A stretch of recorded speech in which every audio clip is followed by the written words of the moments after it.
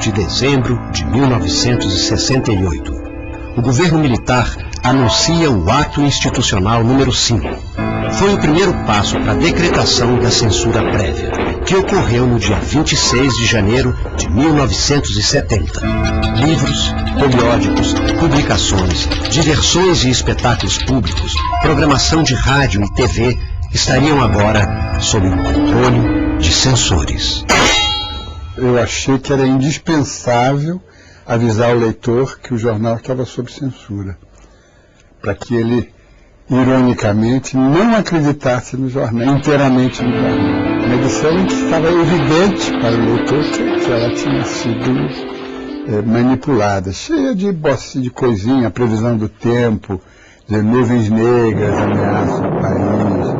No dia seguinte, quando eles chegaram irritados, e aí houve um incidente quase que resultou num esforço físico entre eu e um deles, aí eles já estavam instruídos como era o processo, e aí alguns deles foram para a oficina, que lá que se controlava o jornal, foi lá que a gente fez o jornal diferente daqueles que eles estavam vendo na minha sala, e aí eles já estavam industriados, aí realmente o controle passou a ser efetivo. Cada jornal procedeu, cada caso foi um caso. Havia jornais que tinha, o censor era mais esperto, né? Fiscalizava até as matérias, ia às oficinas. Logo depois houve um acordo, eu diria um conluio entre donos de jornais e os órgãos de segurança, e os jornais passaram a ser regidos sob o regime de autocensura.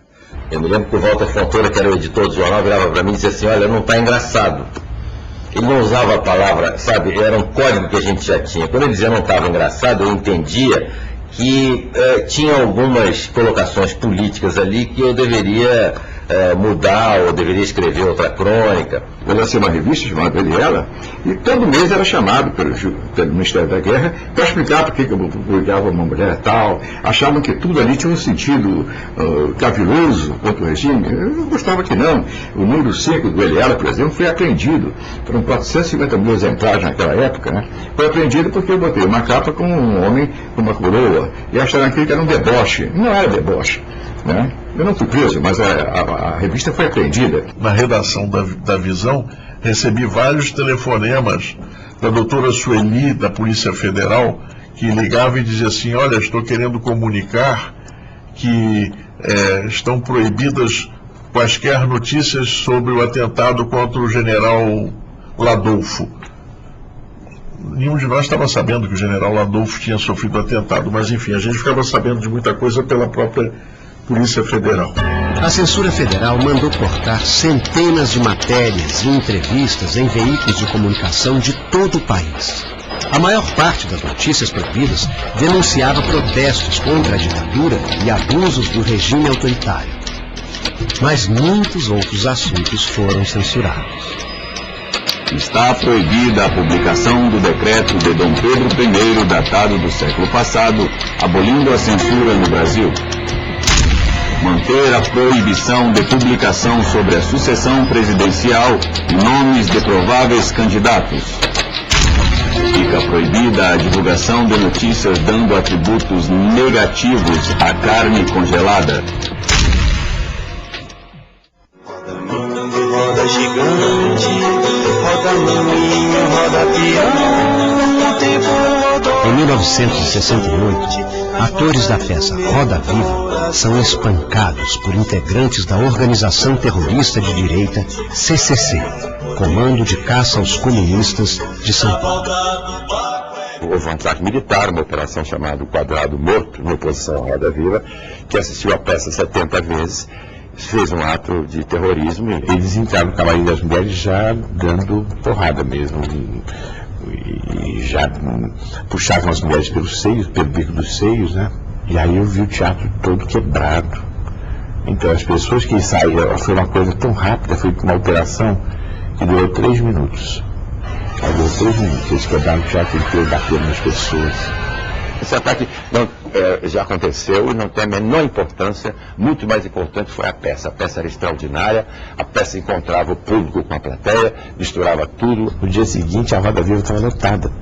E o espetáculo com pedaços do cenário quebrado, tudo mais, atores com manchas roxas e mancando e ali fazendo espetáculo.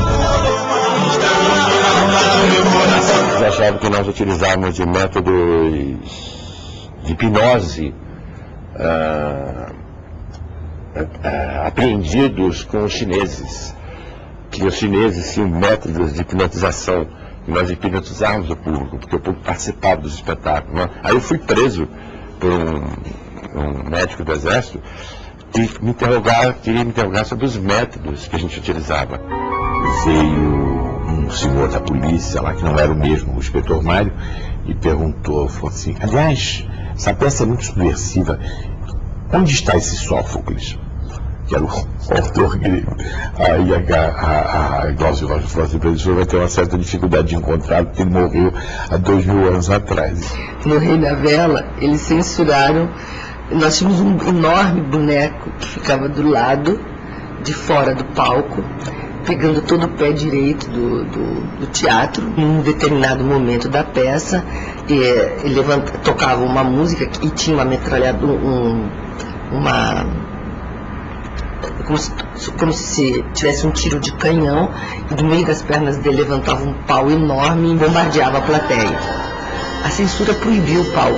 Tivemos que desatarrachar o pau lá meio cenógrafo. E lá então fomos nós fazer com um advogado um habeas corpus para liberar o pau do boneco. Galilei estreou no dia do AI-5. No dia, apesar de ser uma loucura, porque eu estava sendo procurado pela polícia, o Caetano e o Gil foram presos nesse mesmo dia. O Gil estava fazendo a música de Galileu Galilei. Né?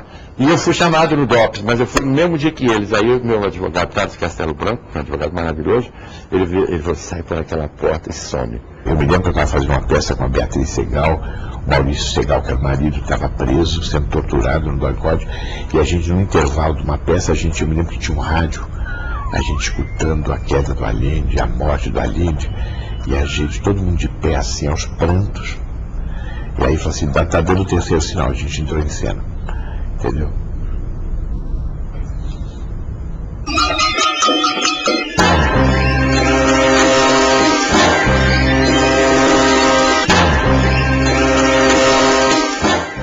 E aí um cara gritou: comunista! Um sujeito lá gritou, um do tal grupo lá, comunista! Aí o Paulo Tranto levou um susto, né? Mas retomou o texto da peça, aí o outro gritou: comunista! Né? Bom, aí o Paulo Otran continuou, e aí o resto da plateia começou a aplaudir. Né? E quando ele falava, vaiava e aplaudia: liberdade, liberdade. Aí os caras tiveram que se ficar quietos lá no campo. Só avisamos a polícia, e a polícia então foi revistá-los. Um tinha um cano de ferro debaixo do paletó, outro tinha revólver, faca. Então, bom, eu sei que eles foram. E a tribuna, o mandou um repórter e um fotógrafo. Então, quando eles saíram, depois de serem depenados, desarmados, e quando eles saíram pelo teatro, nós aí chamamos os repórteres para ficar na porta por onde eles iam sair. Eles foram fotografados, né?